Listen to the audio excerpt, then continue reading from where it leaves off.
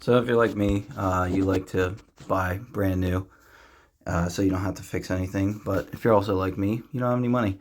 So the neighbor was actually going to throw this lawnmower away. He just put it out for the trash. So my wife brought it over, and of course I got stuck fixing it. So it's been sitting for a while, so I had an idea that it was probably clogged up with a bunch of gunk. So I took the fuel bowl off, and here you can see me cleaning it out. I took a little wire, jammed it in to the jet, and here is where the fuel bowl was removed.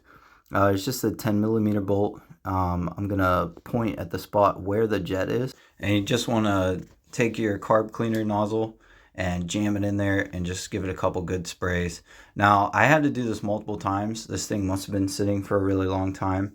So, 3-4 times it'll fire up, die, fire up, die. Just keep cleaning it out, honestly. Depending on how dirty it is. Put new fuel in it, and this dog's nuts. So here I was feeling pretty defeated. This was the first time I had cleaned it, fired it up, died, and I'm like, okay, I'm about to just put it back out to the curb. But, I cleaned it out another couple times. Here, after the third or fourth time of cleaning it at that same spot, I had it running for at least, I think, 5 or 10 minutes. And it smoothed out. It was misfiring, popping.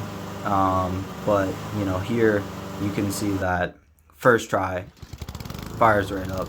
So then I went and started to cut the grass. Worked pretty good, actually.